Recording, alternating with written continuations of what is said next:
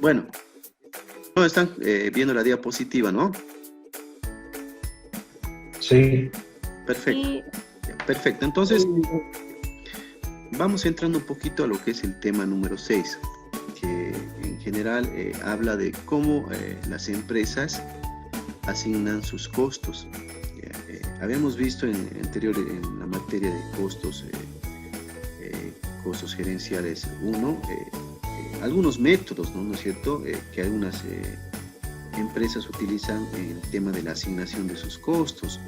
Hablábamos del costos por órdenes, el costo por pedidos o costos por órdenes, de costos por procesos, los costos por actividades, ¿no? Son algunos métodos, ¿no? que utilizan las empresas, ¿no?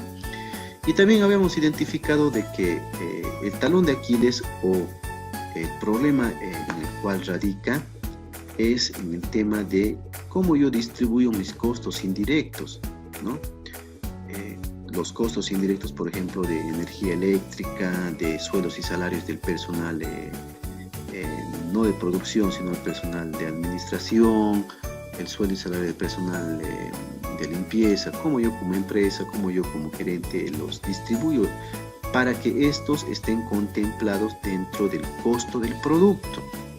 ¿Ya? Porque todos los costos que incurre una empresa deben ir incorporados al precio del producto, ¿no? En ese sentido, algunos de los objetivos que persigue este tema es que ustedes sean capaces de proporcionar información útil para la toma de decisiones económicas, ¿no? Por lo general, hablamos de utilizar esta información para la toma de decisiones gerenciales bajo un enfoque económico, ¿no?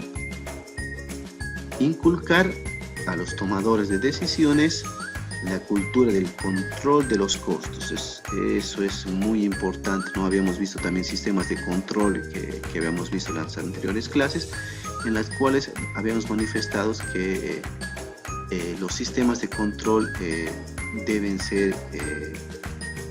tener una importancia relevante dentro de la empresa, ¿no? Y son estos sistemas de control que van a permitir que la empresa pueda obtener mayores beneficios o no, ¿no es cierto? Otro objetivo que perseguimos es determinar los costos de producción. También hablamos de medir los ingresos y activos para la preparación de informes financieros, ¿no?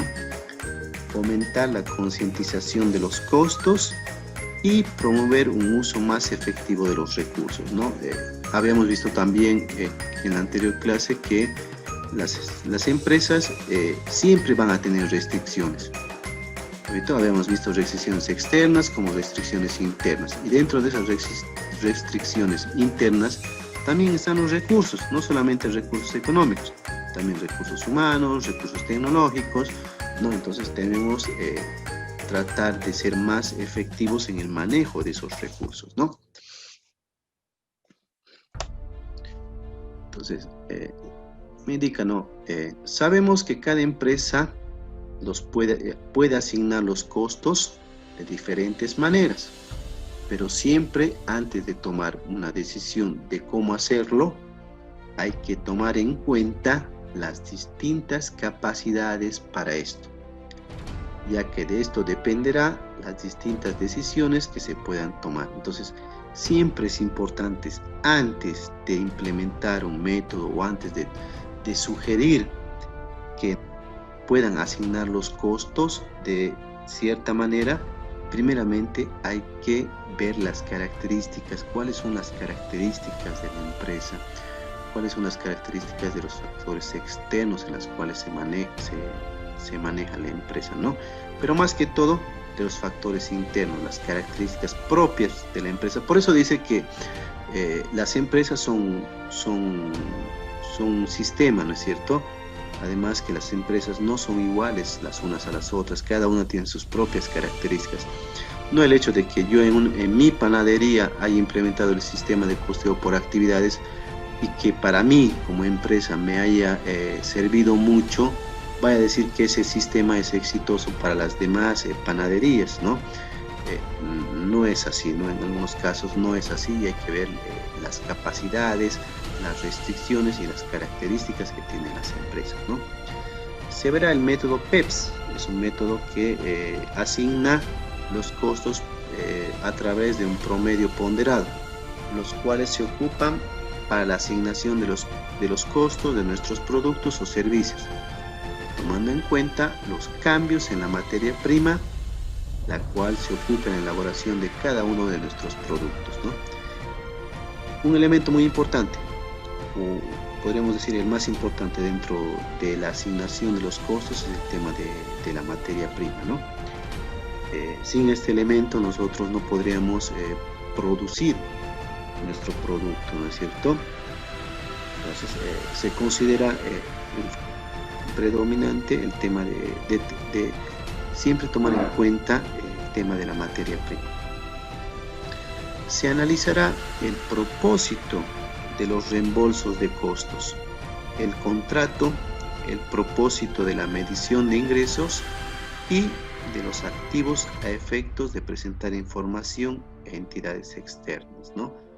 No nos olvidemos que a veces las empresas recurrimos a recursos externos y estos recursos externos provienen de entidades que no son parte de la organización. Y en ese sentido, esas entidades no nos van a dar así nomás por los recursos, ¿no es cierto? Nos van a pedir información acerca de los estados financieros, acerca de cómo está yendo la empresa. Entonces hay que tener bien claro el propósito de tener bien especificado el tema de los ingresos, los activos, los pasivos y toda aquella información que sirva a esas entidades externas para tomar la decisión de proporcionarnos recursos o no, ¿no?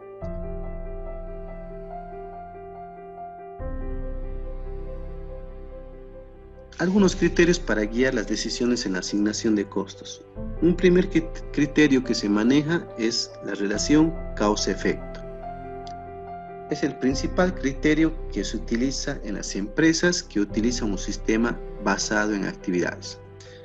Si ustedes se recuerdan, ¿qué es lo que hacemos en el sistema ABC?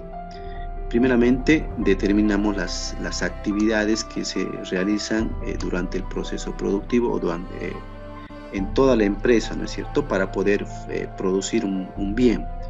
Determinamos las actividades. Esas actividades pueden ser actividades de producción como actividades de apoyo, pero determinamos todas aquellas actividades. Y cada una de esas actividades, ¿qué tiene? Tiene un generador, ¿no es cierto? Tiene un generador de la actividad. No hablamos de un generador del costo, sino un generador de la actividad. Por ejemplo, una actividad de apoyo que es administración. Entonces yo puedo utilizar como mi generador de esa actividad que es administración el tema de todos los registros contables que realiza el departamento de administración. Por ejemplo, si hablamos del tema del departamento de marketing, entonces yo puedo utilizar como el generador del costo todas las campañas publicitarias que ha realizado el departamento de marketing, ¿no? Entonces se determinan las actividades y se determinan los generadores, ¿no? Y ese generador es la causa, ¿no es cierto? La causa y el efecto sería, por ejemplo, en este caso sería el número de campañas publicitarias, ¿no es cierto? Entonces ahí hay una relación causa-efecto. Ese es un primer criterio que se maneja. Dicen, esos sistemas aplican el concepto de jerarquía de costos para identificar los causantes del costo, ¿no? Entonces, por lo general, se establecen aquellos costos que tienen mayor relevancia dentro del costo total, ¿no es cierto? Aquellos costos que no tienen un significado mayor dentro de la empresa, generalmente no se los toma en cuenta, ¿no? Por lo general tomamos en cuenta el tema de aquellos costos que tienen mayor jerarquía. Es probable que las asignaciones de costos basados en criterios de causa-efecto sean las más adecuadas para las actividades operativas de la empresa. ¿Ya? Entonces, por lo general, me indica de que cuando yo quiero asignar los costos, el método más adecuado en aquellas actividades operativas, me dice, ¿no? Es el sistema basado en actividades, ¿no? Otro criterio que se maneja es el criterio de la equidad y la capacidad. Son criterios para abastecer los costos usados con menor frecuencia que el criterio causa-efecto. La equidad es un criterio difícil acerca del cual se puede obtener un consenso, ¿no? O sea aquí, ¿qué me indica? Si nosotros vemos el concepto mismo de equidad, es todo por igual, ¿no es cierto? Entonces, por lo general, cuando vayamos haciendo esa clasificación a las diferentes divisiones, los diferentes departamentos, entonces yo digo, lo más fácil es saber el costo total, ¿cuánto es? Es 10.000. Entonces, 10.000 dividido entre cuántas divisiones o cuántos departamentos. Entre 5. 10.000 entre 5, 20.000. Entonces, el costo de cada departamento va a ser 20.000. Entonces, equitativo, ¿no es cierto? Es equidad, es todos por igual, ¿no? Entonces, por eso dice que a veces este criterio no es muy objetivo, es poco utilizado y a veces no llega a un consenso, ¿no es cierto? Por ejemplo, yo puedo decir en el departamento de marketing, no, miren, aquí yo solamente tengo 3 empleados, el departamento de producción tiene 10 empleados, porque yo voy a tener el mismo costo en tema de sueldos y salarios que el departamento de producción, ¿no es cierto? Entonces es difícil el tema de distribuir los costos de manera equitativa, igualitaria, ¿no? Los beneficios del criterio de equidad y la capacidad es que los gerentes identifican de los resultados de los objetivos del costo, ¿no? Por lo general, los gerentes los resultados los identifican de manera más sencilla en cuanto a los objetos del costo.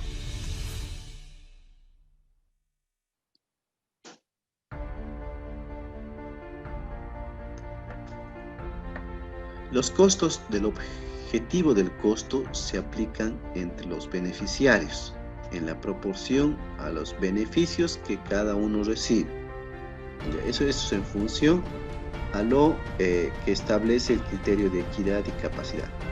Otro criterio que se maneja es capacidad para absorber los costos, ¿ya?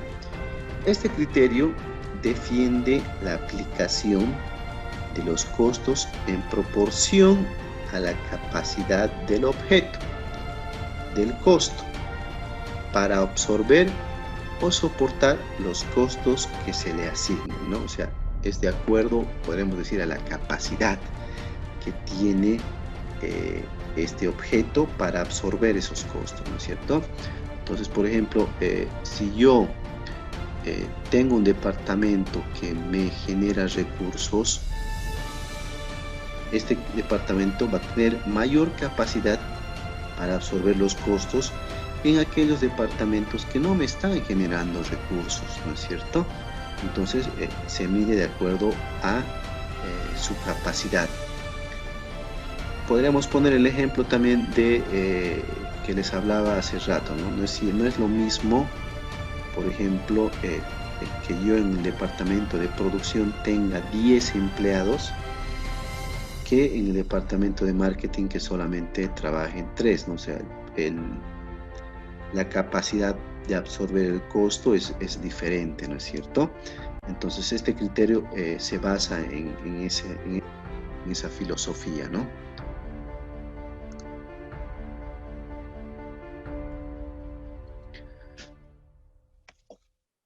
Los grupos del costo.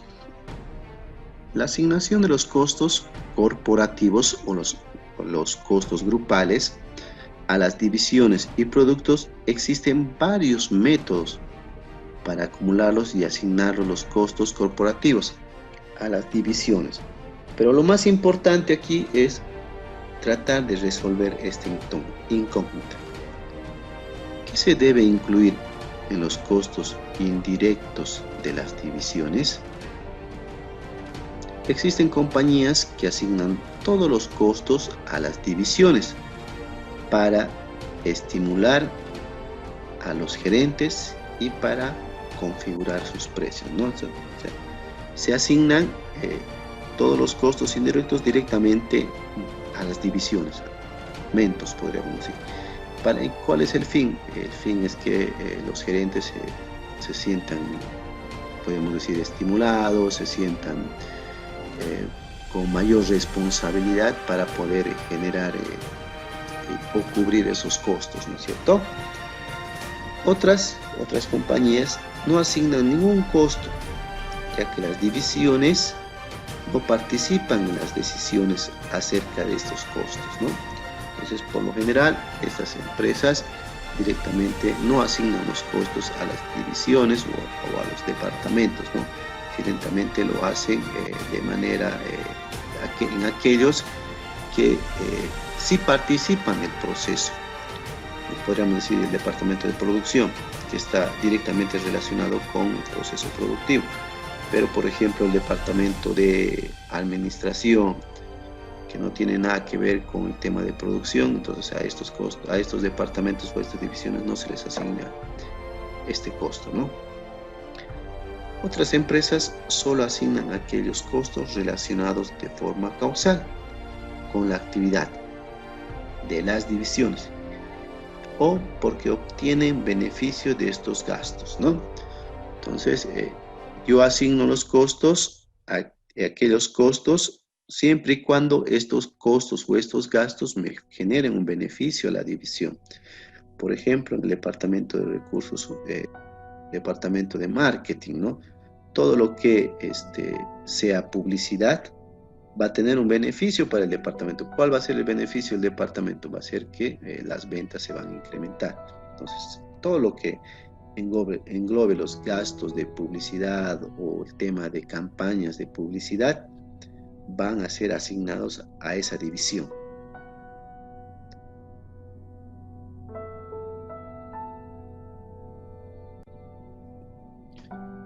Otra interrogante que tendríamos que también tratar de resolver es ¿cuántos costos deben usarse para asignar los costos?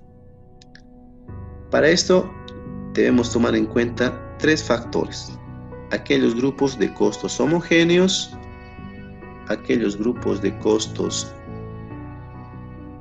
que se agrupan por actividades y aquel grupo de costos que se agrupan o se asignan de manera directa a las divisiones. ¿Ya? Entonces, grupos de costos homogéneos, aquellos que se asignan por actividades y aquellos que se asignan directamente a las divisiones, a los departamentos, ¿no? Los grupos de costos homogéneos. Todos tienen la misma relación causa-efecto, son más exactos. Cuanto más homogéneos sean los costos de una empresa, menos grupos de costos tendrá. Es importante que el criterio seleccionado para determinar la homogeneidad permanezca en el tiempo. ¿Ya? Entonces, debo tratar de identificar un factor que que se pueda aplicar a todos los costos. Por ejemplo, el número de unidades producidas. Entonces voy a determinar o voy a asignar ese factor de distribución para todas las actividades, para todas las divisiones, ¿no? Entonces se debe tratar de buscar un criterio homogéneo. Por eso me dice que los costos deben ser lo más homogéneos, los más similares, ¿no es cierto? A tratar de agrupar aquellos que tengan similitudes y tratar de formar grupos, ¿no es cierto? Entonces, por eso dice mientras, me indica, ¿no? Mientras más homogéneos sean los costos, menores grupos de costos vamos a tener, ¿no? Un menor grupo de costos reducidos vamos a tener. En cuanto a la agrupación de costos por actividades por separado, en este factor de asignación se considera a las actividades como el generador del costo, considerando a las actividades presentes en el nivel de división para asignarlos a los costos, ¿no? Entonces lo que hacemos es identificar las actividades en cada una de las divisiones. Entonces en una división, por ejemplo, de recursos humanos voy a tener X cantidad de actividades. Entonces cada actividad es tratada por separado, ¿no es cierto? Es tratada como individuo. Y a esta actividad hay que asignarle un costo, a esta actividad hay que asignarle un generador de costo, ¿no? Entonces hay que identificar aquellas actividades que sean relevantes también, ¿no? Y cada una de ellas, como dice aquí, se las trata de manera separada. Entonces, fíjense, aquí buscamos, aquí agrupamos los costos de acuerdo a un criterio en común, homogéneo. Mientras que aquí agrupamos los costos en función a las actividades, ¿no es cierto? A las actividades que se presenten. Mientras que en el tercero, asignación de los costos directamente a las divisiones, a los departamentos, ya no a las actividades, ya no a las características homogéneas, sino directamente a las divisiones. Los costos asignan directamente a las divisiones y después se vuelven a reasignar a los productos mediante los costos por actividades. Entonces, primeramente, o en este tipo de organización, los costos en una primera instancia se asignan directamente a las divisiones. Departamento de Recursos Humanos, Departamento de Marketing, Departamento de Administración, Departamento de Finanzas, lo asignamos los costos directamente a esas divisiones. Pero después se vuelven a reasignar esos costos a los productos mediante las actividades. Siempre es importante centrarse en la jerarquía de costos, ya que el conjunto de actividades y las acciones necesarias para administrar los costos son diferentes si el costo es a escala unitaria, de lote o de soporte al producto o instalaciones, ¿no? Entonces siempre debemos identificar o tratar de jerarquizar nuestros costos. Bueno, entonces en ese sentido, como pueden ver, en la primera instancia habíamos hablado de la agrupación a través de criterios homogéneos,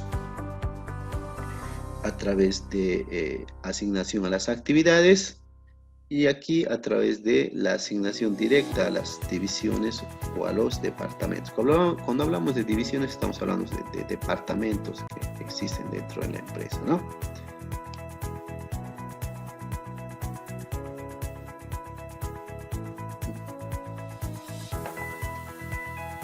En ese sentido, se habla de, para asignar los costos, dos métodos, un método de tasa única y un método de tasa variable. En las empresas, por lo general, se encuentran presentes tanto departamentos productivos como departamentos de servicios, los cuales tienen por fin servir a los departamentos productivos. ¿Ya? Es cierto, ¿no es cierto? Por lo general en las empresas tenemos tanto departamentos productivos como departamentos de apoyo o departamentos de servicios. Pero ¿por qué de la existencia de estos departamentos de servicios? Nosotros podríamos decir, no, nosotros solamente necesitamos a producción que trabaje para que nosotros podamos vender nuestros productos. Evidentemente, el departamento de producción es el responsable de fabricar nuestro producto, pero el departamento de producción no se va a encargar de, por ejemplo, publicitar nuestro producto. hacerlo más comercial. El departamento de producción no se va a dedicar al tema de los registros de los ingresos, el tema del registro de los gastos, ¿no? Entonces, estos departamentos de apoyo son muy importantes porque, como su nombre le indica, sirven de apoyo para que el departamento de producción pueda desenvolver todas sus actividades de manera normal, ¿no es cierto?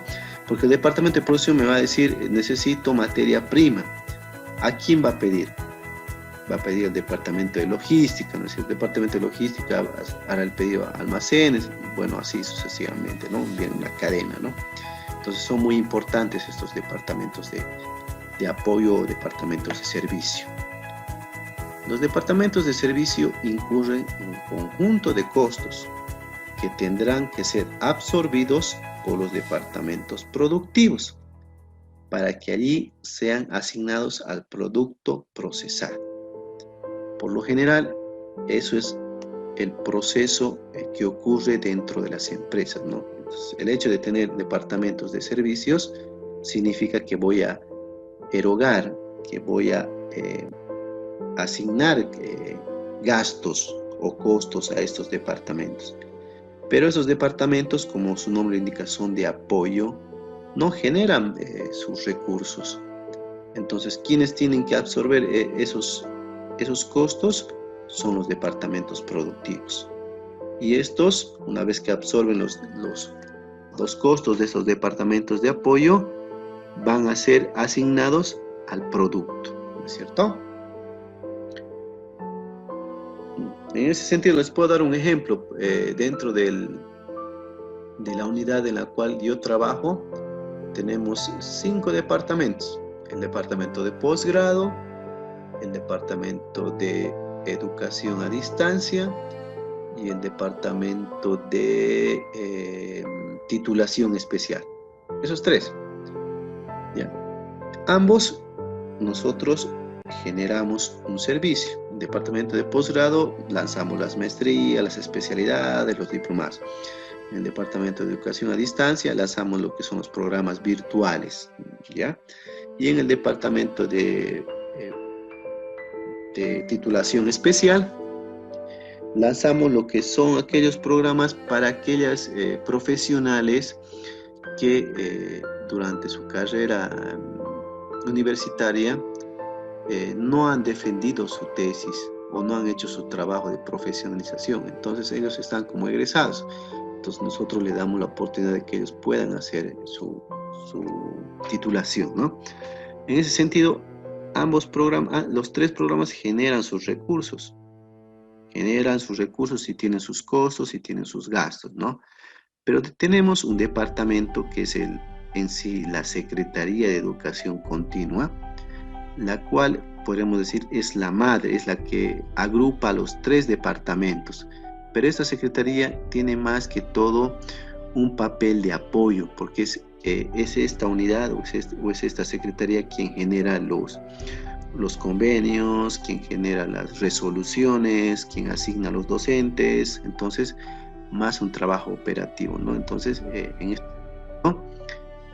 Podríamos decir que la secretaría es más un departamento de apoyo y que los departamentos productivos estaríamos el departamento de posgrado, el departamento de educación a distancia y el departamento de titulación especial. Las compañías distinguen los departamentos operativos de los departamentos de apoyo. Los departamentos operativos agregan valor directamente a un bien o un servicio. Un departamento de apoyo brinda los servicios que ayuda a otros departamentos internos dentro de la compañía. Y estos departamentos internos por lo general son los departamentos productivos, ¿no? O operativos. Cuando una compañía quiere aplicar los costos de un departamento de apoyo a un productivo, existen 2 enfoques. El método de aplicación de los costos de tasa única y el método de aplicación de costos de tasa variable. ¿Ya? Entonces, cuando yo quiero asignar estos costos de los departamentos de apoyo para que sean absorbidos por los departamentos de producción, se aplican estos dos métodos, de tasa única y el método de tasa variable.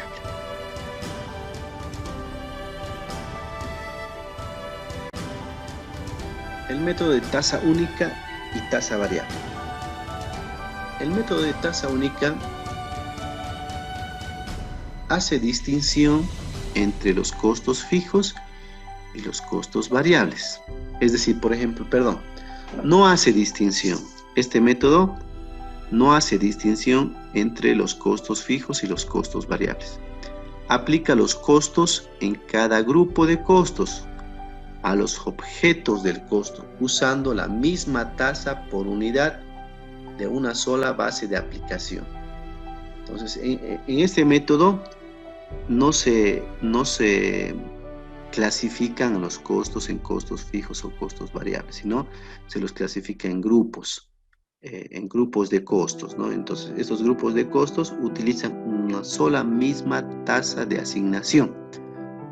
Entonces, no se entre fijos o variables, ¿no? Entonces, directamente, si estos costos pertenecen a la división de marketing, se los engloba, como diciendo, podríamos decir que se los toma todos en una bolsa, ¿no? O sea, son costos de marketing, no son costos fijos, costos variables, no, son costos de marketing y listo, ¿no?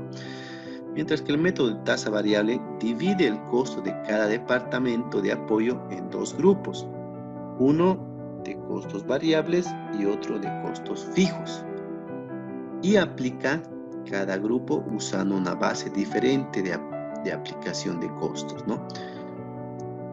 En ese sentido, este método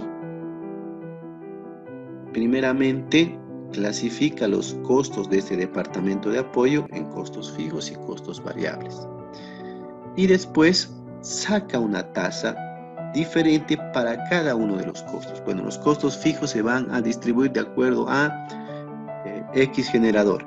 Los costos variables se van a distribuir de acuerdo a otro X generador, ¿no? Entonces, aparte que los divide, lo calcula o hace, identifica el generador para cada uno de ellos.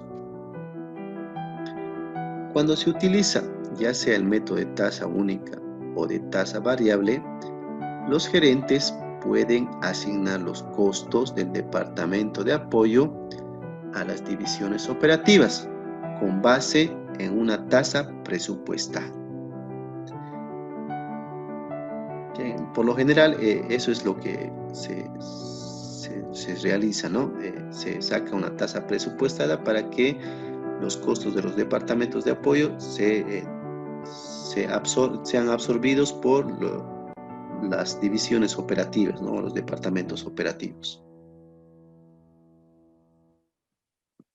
El método de tasa única y tasa variable.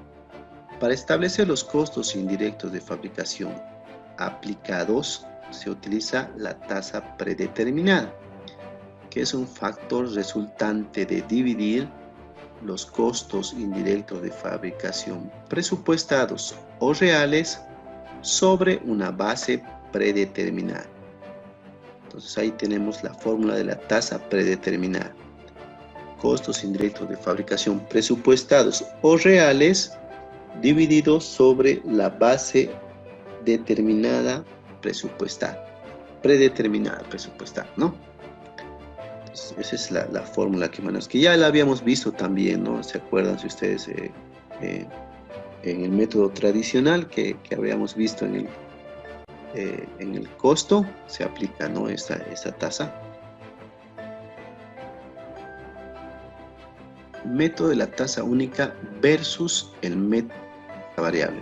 O sea, ¿cuál es la diferencia? La diferencia más importante entre estos dos métodos, ¿no?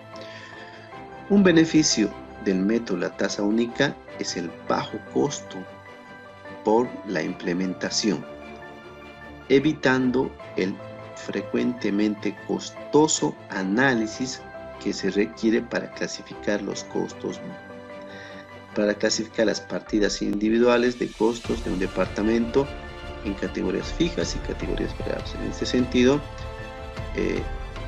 en este método no tenemos que realizar esa actividad, ¿no?, de clasificar cuáles son costos fijos, cuáles son costos variables. Eso lleva tiempo, el tiempo lleva recursos, entonces se lo realiza como una actividad o se lo define como una actividad muy costosa para la entidad, ¿no?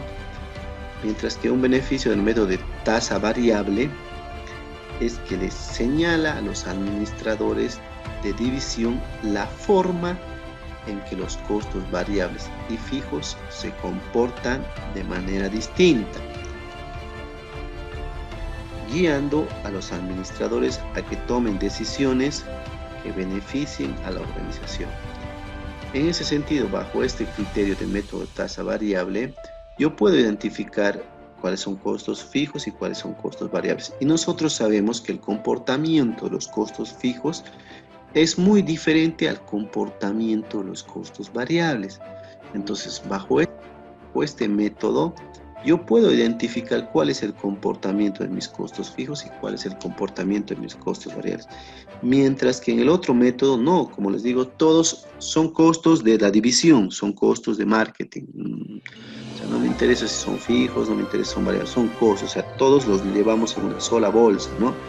Entonces, en ese sentido, no puedo identificar yo cuál es su comportamiento, ¿no? O sea, cómo podría yo realizar o cómo podría yo plantear una estrategia para minimizar ese costo, ¿no? Entonces, porque en sí no sé cuál es el que se está comportando de una manera irregular, ya sea el costo fijo y el costo variable. Entonces, ese es el principal beneficio que tienen estos dos métodos, ¿no?